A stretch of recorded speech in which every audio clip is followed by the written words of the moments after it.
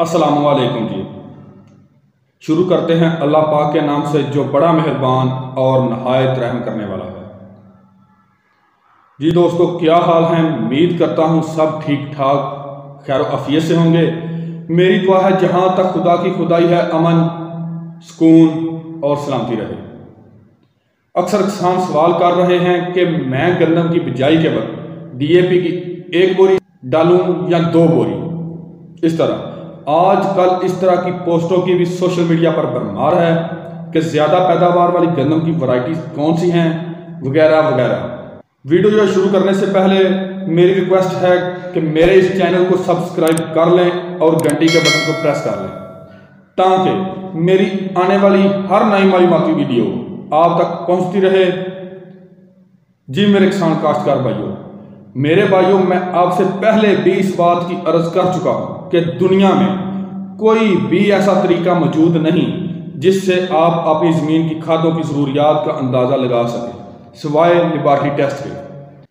आपके फेसबुक और बाकी सोशल मीडिया प्लेटफॉर्म पर मौजूद दोस्तों को कैसे अंदाज़ा हो सकता है कि आपकी ज़मीन में किन ग़िज़ाई अज्जा की कमी या किन अज्जा की ज़्यादती है। और गंदम की बिजाई से पहले हर खेत में काश्तकारों ने अलग अलग किस्म की फसलें काश्त की होती हैं और इनको अलग अलग खादें डाली होंगी। हर ज़मीन की अपनी अलग अलग जरहेज़ी होती है। कोई ज़मीन मैरा है, कोई रेतली तो कोई कलराठी। ज़मीन की नवीयत मुख्तलिफ होने पर आपको मुख्तलिफ किस्म की खादें डालनी होंगी ताकि खाद ज़मीन में दस्तयाब रहे और पौधे इसको हासिल भी कर सकें। इसका वाहिद हल है कि आप ज़मीन का सैंपल लें और हर ज़िला में मौजूद सरकारी लेबॉरेटरी से ज़मीन का तजज़िया मुफ्त में या बहुत ही मामूली फ़ीस से करवाएं। लेबॉरेटरी वाले आपकी ज़मीन की मिट्टी को केमिकली टेस्ट करके इसमें मौजूद ग़िज़ाई अज्जा के तनासब को कैलकुलेट करेंगे और आपको लिख कर देंगे कि आपकी ज़मीन में किन अज्जाए कबीरा या सगीरा की कमी है और इस कमी को दूर करने के लिए कौन सी खाद और कितनी मकदार में इस्तेमाल करनी है। इसके अलावा एक बात मैं और यहाँ पे आपके गोश गुजार करता जाऊँ और महकमे वालों के आला हकाम तक पहुँच जाए कि खुदारा किसानों पर रहम करें। आजकल कुछ इस तरह हो रहा है कि महकमा ज़राअत वाले काश्तकारों के शिनाख्ती कार्ड नंबर ले लेते हैं और मिट्टी के सैंपल नहीं लेते, खुद ही अपने पास से उनकी मिट्टी के तजिया के कार्ड बनाकर उनके फार्मों पर या उनके घरों तक पहुंचा देते हैं, जबकि उन्होंने किसानों के फार्म से मिट्टी नहीं ली होती, उस ज़मीन का केमिकली तजिया नहीं किया होता। खुदारा आप भी रहम करें काश्तकारों पर, अपने आप पर।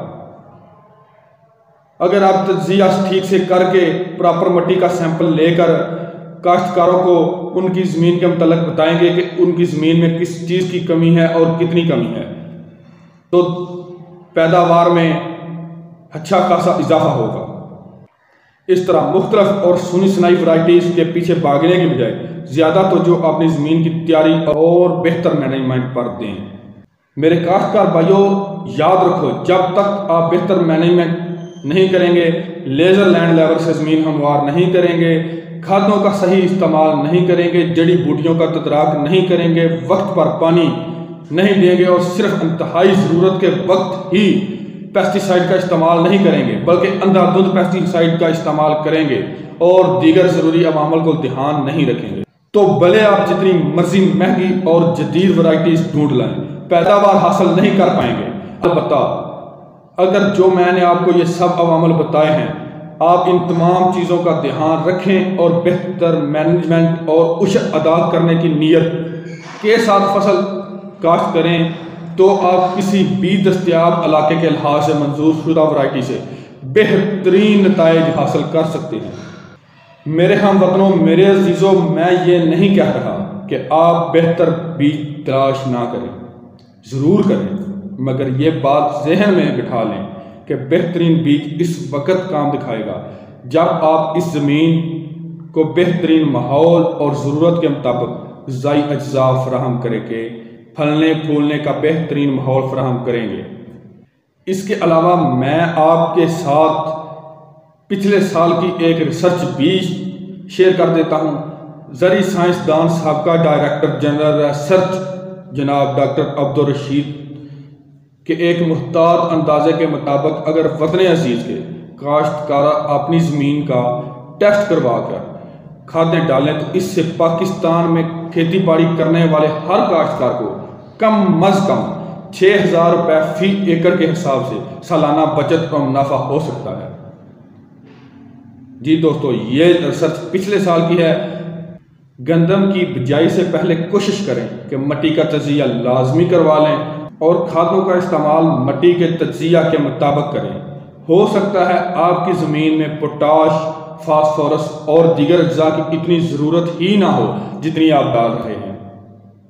दूसरा ज़रूरी काम, अगर आप अपने खेत का बीज इस्तेमाल करना है तो वक्त से पहले शरअ आगाह मालूम कर लें। पिछले साल गंदम की कटाई के वक्त बारिशें बहुत हुई थी, इस वजह से गंदम की शरअ आगाह पर असर पड़ सकता है। कई जगह पर खड़ी हुई फसल के सिट्टे में गंदम फूल गई थी और उग भी गई थी, लिहाजा अभी से ये काम कर लें। मैं आपको गंदम के बीज का शरअ आगाह मालूम करने का तरीकाकार भी बता देता हूँ। आपने अपनी फसल काश्त करने से पहले, गंदम की बुआई करने से पहले जो भी बीज आपने सेलेक्ट करना है बुआई के लिए, उस बीज का शरअ आगाह लाजमी मालूम कर लेना है। गंदम के बीज में से आपने 100 दाने गिनकर पटसन की बोरी, यानी कि जिसको हम सेबे की बोरी कहते हैं, इसमें रख दें और रोजाना इसको गीला कर लें। उगने वाले पौधों को 5 से 8 दिन के बाद गिन लें।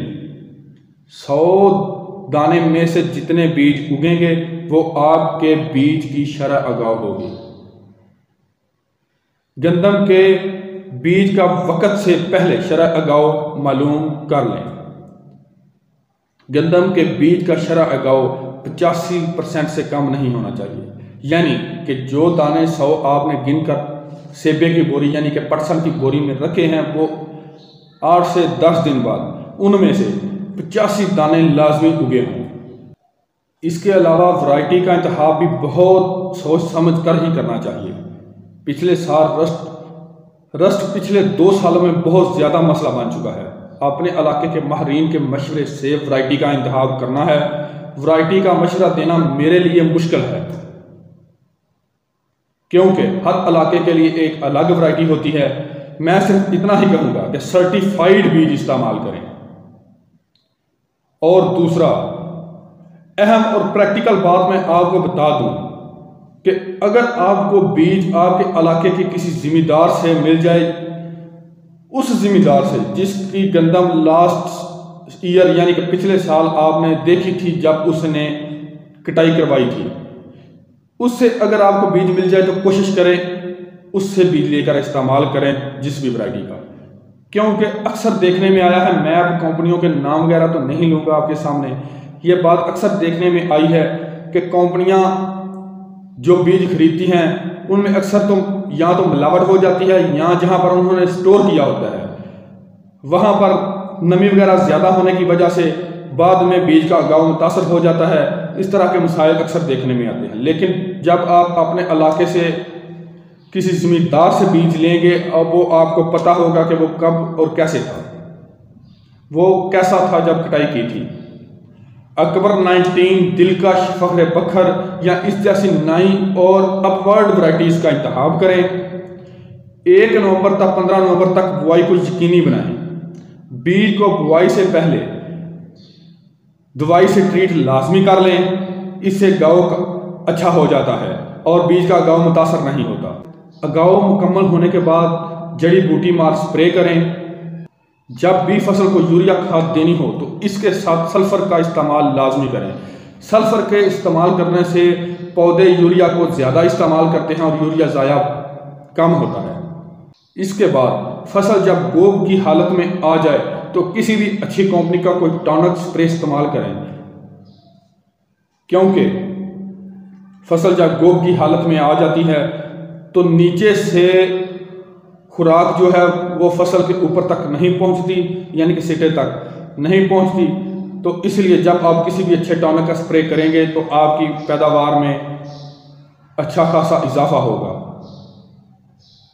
फसल को 4 पानी लाजमी लगाएं। अपनी फसल को 4 पानियों में ही पकाएं। जब दाना दोदिया हालत में हो तो आखिरी पानी लगा दें। इंशाल्लाह बाफजले खुदा बेहतरीन पैदावार होगी। इसके साथ ही मैं आपसे चाहूँगा इजाज़त। वस्सलाम, अल्लाह हाफ़िज़।